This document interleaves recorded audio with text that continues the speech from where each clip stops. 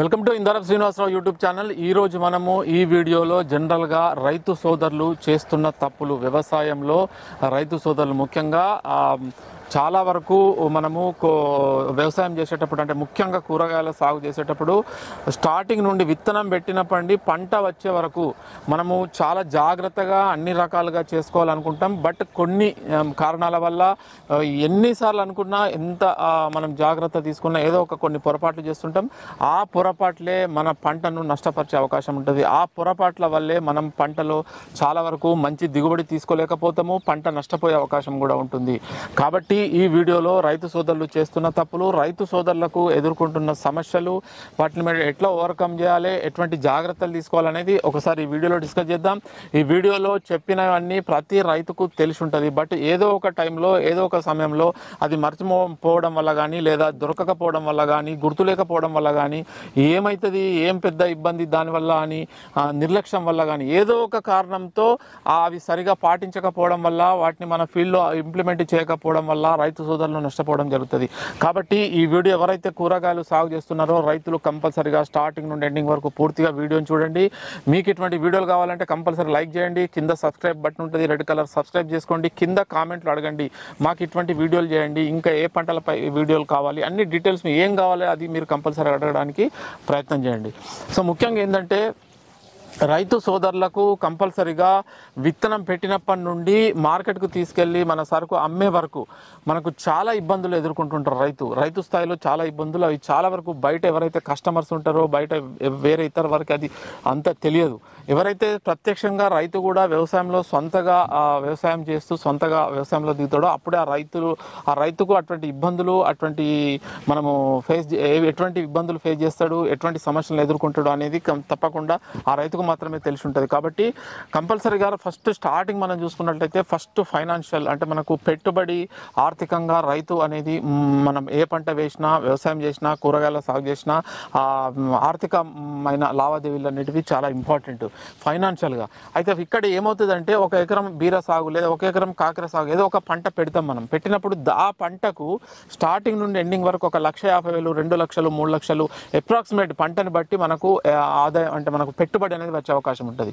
అయితే మనం స్టార్టింగ్ ఏదో ఒక వీడియో చూసి లేదా చుట్టుపక్కల రైతులు చూసి మనకు డబ్బు అవసరం ఉండి, లేదు మనం ఇది చేయాలి వెంటనే, ఇప్పుడు మనకు ల్యాండ్ ఖాళీ ఉంది అని చెప్పి వెంటనే స్టార్ట్ చేస్తాం, ల్యాండ్ ప్రిపేర్ చేస్తాం, విత్తనం పెడతాం, స్టార్ట్ చేస్తాం. కానీ దానికి సరిపడే అమౌంట్ ఫైనాన్షియల్ అనేది రైతు దగ్గర ఉండదు. ఏమవుతుందంటే, విత్తనాలకు దున్నడము డబ్బులు ఉంటాయి, విత్తనాలకు డబ్బులు ఉంటాయి, ఫెర్టిలైజర్కు డబ్బులు ఉంటాయి, తర్వాత స్ప్రేలకు డబ్బులు ఉంటాయి, లేకుంటే ఏదైనా క్రెడిట్ ఏదైనా షాప్లోంచి తెచ్చుకుంటాడు. ఈ విధంగా పంట క్రాప్ మనకు పూత ఖాతా వచ్చే వరకు రైతు పెట్టుబడి, కూలీలకు వాటికి పెట్టి అలసిపోతాడు రైతు. ఎప్పుడైతే కటింగ్ స్టార్ట్ అవుతుందో అప్పటి వరకు కూడా అంత పెట్టుబడులు పెట్టి చాలా ఇబ్బంది పడుతుంటాడు రైతు. సో ఇప్పుడు ఉదాహరణకు బీర క్రాప్ తీసుకుందాం, లేదా కీరదోస క్రాప్, కాకర ఏదో ఒక క్రాప్ తీసుకుందాం.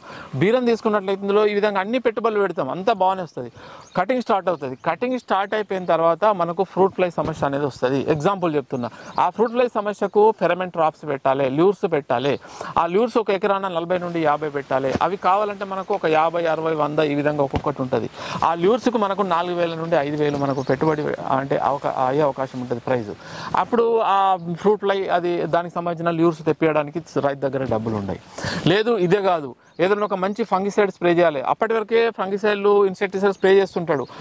మనకు తెలుసుకుంటే బయట ఎవరైనా అడిగితే ఈ ఒక ఫంగిసైడ్, పలానా ఫంగిసైడ్ స్ప్రే చేయమంటాడు. దానికి ఒక కేజీ వచ్చేసి 2 నుండి 3,000, 4,000 ఇట్లా అయ్యే అవకాశం ఉంటుంది.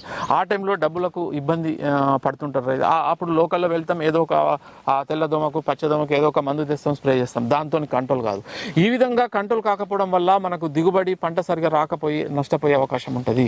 అంటే రైతుకు స్టార్టింగ్ నుండి క్రాప్ వచ్చే వరకు పెట్టుబడి, అంటే డబ్బులు, ఆ ఒక ఎకరానికి కావాల్సిన పెట్టుబడి పూర్తిగా సరిపోయేంత డబ్బులు ఫైనాన్షియల్గా అందినప్పుడే రైతుకు మంచి దిగుబడి తీసుకునే అవకాశం ఉంటుంది. కాబట్టి ఎవరైనా ఈ ఫైనాన్షియల్ పెట్టుబడిలో మీరు చాలా ఫస్ట్ నుండి స్టార్టింగ్ వరకు ఎంత పెట్టుబడి అవుతుంది, మనకు వేటికి డబ్బులు అవసరం, మన దగ్గర డబ్బులు ఎన్ని ఉన్నాయి, ఈ విధంగా ప్లాన్ చేసుకోవాలి కంపల్సరీగా రైతు. ఇది ఒక ఇబ్బంది.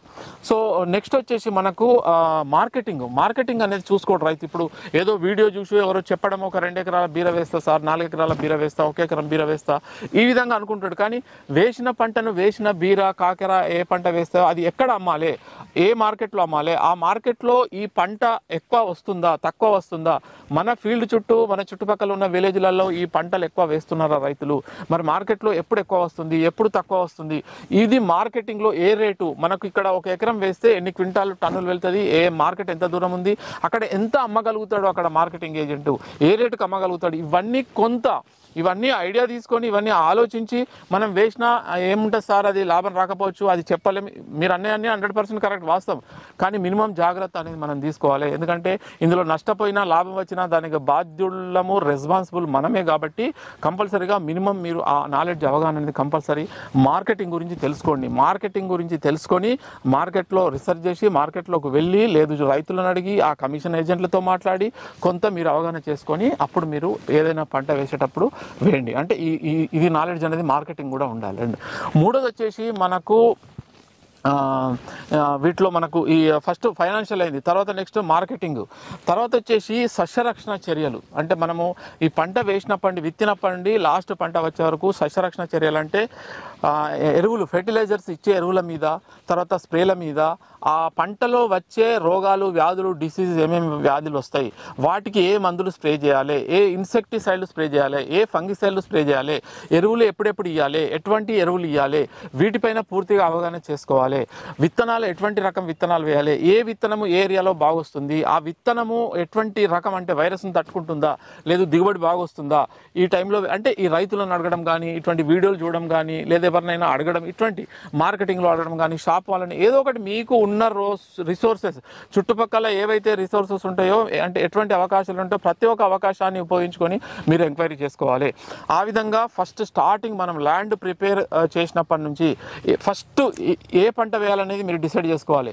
ఆ పంటకు సంబంధించిన విత్తనాలు ఎక్కడ దొరుకుతాయి, ఎటువంటి విత్తనాలు వేయాలి, మళ్ళీ ఏ టైంలో వేయాలి ఆ పంట అనేది కంపల్సరీ అవగాహన చేసుకోవాలి. విత్తినప్పటి లాస్ట్ వరకు సస్యరక్షణ చర్యలు అంటే యూరియా డిఏపి పొటాష్ వేసుడు, మోనో కొట్టుడు, కాన్ఫిడార్ కొట్టుడు, యాంప్లిగో కొట్టుడు, ఏదో ఫంగిసైడ్ ఒకటి అమిస్టాటాప్ కస్టోడియా కొట్టుడు, ఇది కాదు. కంపల్సరీగా ఒక షెడ్యూల్ ప్రకారం ఒక డిసీజ్ అనుగుణంగా ఎప్పుడు ఏవేవి స్ప్రే చేయాలి, ఏ మందులు ఫెర్టిలైజర్లు ఇవ్వాలనేది కంపల్సరీ ఒక ప్లాన్ అనేది ఒక అవగాహన అనేది కంపల్సరీగా ఉండాలి మినిమం. ఆ విధంగా ఉన్నప్పుడే మీకు 90% మన వైపు నుండి ఎటువంటి తప్పు లేకుండా మనం పంటను తీసుకునే అవకాశం ఉంటుంది, మంచి దిగుబడి తీసుకునే అవకాశం ఉంటుంది. కాబట్టి స్టార్టింగ్ నుండి విత్తనాన్ని కరెక్ట్గా ఎన్నుకోవాలి. ఎన్నుకున్న తర్వాత దానిలో మనకు ఈ రోగాలు వస్తాయి. రోగాలు వచ్చినప్పుడు కొన్ని ఆర్గానిక్ పద్ధతులను కూడా పాటించాలి. ఉదాహరణకు ఇప్పుడు ఎల్లో కలర్ స్టిక్కీ ప్యాడ్స్ పెట్టుకోరు, బ్లూ కలర్ స్టిక్కీ ప్యాడ్స్ పెట్టుకోరు, ఫెరమెంట్ ట్రాప్స్ పెట్టుకోరు, తర్వాత సోలార్ లైట్ ట్రాప్ అనేది ఉంటుంది అది కూడా పెట్టుకోరు చాలామంది రైతులు, ఇవన్నీ పెట్టుకోరు. తర్వాత మన వేప నూనె లేదా వేప కషాయము ఇవి కూడా వాడరు, జస్ట్ ఏదో మందులు అవి స్ప్రే చేస్తుంటారు మామూలుగా. అటువంటివి కూడా మీరు ఎటువంటి కరెక్ట్గా ప్రాపర్గా యూజ్ చేయరు. దాంతోపాటు ఎరువులు ఇచ్చేటప్పుడు కూడా డిఏపి యూరియా పొటాష్ ఇస్తారు. డ్రిప్ ఎరువులు అయితే 1261, 919, తర్వాత 13045 అయిపోతుంది అంతే.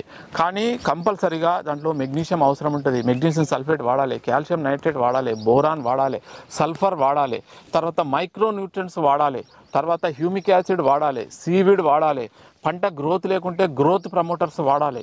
ఇవన్నీ మనం కరెక్ట్గా ప్రాపర్గా చేసుకున్నప్పుడే మనకు మంచి దిగుబడి తీసుకునే అవకాశం ఉంటుంది. తర్వాత ఒక ప్లేస్లో ఒక రైతు యూట్యూబ్లో ఏదో ఒక వీడియో చూసి అక్కడ ఒక 2 ఎకరాల్లో 5 లక్షల ఆదాయం వచ్చిందని చూసి మీరు సేమ్ అదే ఫాలో అయి వేస్తే మీకున్న ఫైనాన్షియల్ స్టేటస్ వేరే ఉంటుంది, ఆర్థికమైన ఇబ్బందులు అవి ఆ రైతుకు ఉండకపోవచ్చు, బ్యాక్ సపోర్ట్ ఉండొచ్చు, ఆయన సాయిలు అక్కడ ప్రాంతము అక్కడ మార్కెటింగు అది వేరే ఉండొచ్చు, ఆ రైతుకు అవగాహన అనుభవము ఎప్పుడు వేయాలి ఎక్కడ మార్కెటింగు ఇవన్నీ అవగాహన ఉండొచ్చు, మీకు ఉండకపోవచ్చు. ఆ పంటలో అతనికి అనుభవం ఉండొచ్చు, ఆ పంటలో మీకు అనుభవం ఉండకపోవచ్చు. ఆ పంట మీరు మార్కెటింగ్ చుట్టుపక్కల మీకు దగ్గరలో తీసుకెళ్తే దానికి రేటు ఉండే అవకాశం ఉంటుంది, ఉండకుండా ఉండే అవకాశం ఉంటుంది. ఆ రైతుకు అక్కడ మార్కెటింగ్ బాగుండే అవకాశం ఉంటుంది. ఆ రైతు ఆల్రెడీ ఆ పంటలో ఒక 2 నుండి 3 లక్షలు నష్టపోయినా మరలా వేరే పంట వేసి మరలా లాభం పొందే అవకాశం ఉంటుంది. మీరు ఈ అదే సేమ్ వేసినట్లయితే అందులో 2-3 లక్షలు నష్టపోతే మళ్ళీ వేరే పంట వేయడానికి ఆర్థికంగా మీరు ఇబ్బందులు పడాల్సి వస్తుంది. అనేక కారణాలు ఉంటాయి. యూట్యూబ్లలో వీడియోలు చూసినప్పుడు మీరు అక్కడ అంత ఆదాయం వచ్చిందంటే 100% ఎవరు కూడా అబద్ధం చెప్పరు, ఆ ఆదాయము అది బాగానే ఉంటుంది. బట్ అక్కడ వచ్చింది, అక్కడ ప్లేసు అది, అక్కడ వాతావరణం, అక్కడ రైతు, ఆ రైతు ఆయన పరిస్థితి వచ్చిందని మీకు కూడా సేమ్ వస్తుంది అనుకోవద్దు. బట్ ఇవన్నీ దృష్టిలో పెట్టుకొని వేయండి, ఇబ్బంది లేదు. మీకు కూడా అటువంటి ఆదాయం వస్తుంది 100%. కానీ ఇవన్నీ దృష్టిలో పెట్టుకొని మీరు కూరగాయల సాగు అనేది చేసుకోవాలి. కూరగాయల సాగు చేసేటప్పుడు కూడా కూలీలను దృష్టిలో పెట్టుకోవాలి కంపల్సరీగా. వంకాయ ఒక 4 ఎకరాల వంకాయ వేస్తాం, ఏదో గ్రాఫ్టింగ్ వంకాయ వేస్తాం, అవి కటింగ్ చేయడానికి మనకు అందుబాటులో కూలీలు ఉన్నారా లేదా, ఇటువంటివి కూడా దృష్టిలో పెట్టుకోవాలి. మళ్ళీ ఇన్ని రకాల పంటలు ఉంటాయి, అన్ని రకాల కూరగాయల సాగు ఉంటుంది. అందులో బెస్ట్ ఏది అని నేను చాలా వరకు వీడియోలో చెప్తుంటా. చాలా వరకు వాళ్ళు అంటే ఏదో నెగ్లెక్ట్ చేస్తారు, కొందరు నెగిటివ్ కామెంట్స్ కూడా పెడుతుంటారు. అది కరెక్ట్ కాదు. నేను చాలా వరకు రైతులతో మాట్లాడి కొంత నా అనుభవము కొన్ని అబ్జర్వ్ చేసి ఈ పంటలు వేస్తే రైతు కొంత లాస్ అయ్యే అవకాశం ఉండదు, పెట్టుబడి లక్షల కోట్లు పక్కకు పెట్టండి, మినిమం ఆదాయం వచ్చే అవకాశం ఉంటుంది అని చెప్పి నేను కొన్ని వీడియోలు కూడా చేస్తుంటా. కంపల్సరీగా అవి చాలా ఇంపార్టెంట్, ఉపయోగం ఉంటుంది, అవి కూడా మీరు చూడండి.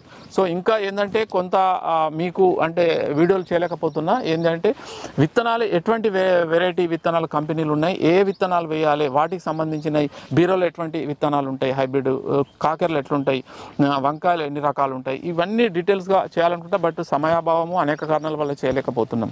అంటే ముఖ్యంగా నేను చెప్పేది ఏంటంటే రైతులు చేస్తున్న పొరపాట్లు ఇవి. అంటే రైతులతో పాటు ఇప్పుడు నేను కూడా ఒక రైతుగా నేను కూడా అనేక పొరపాట్లు చేస్తుంటా.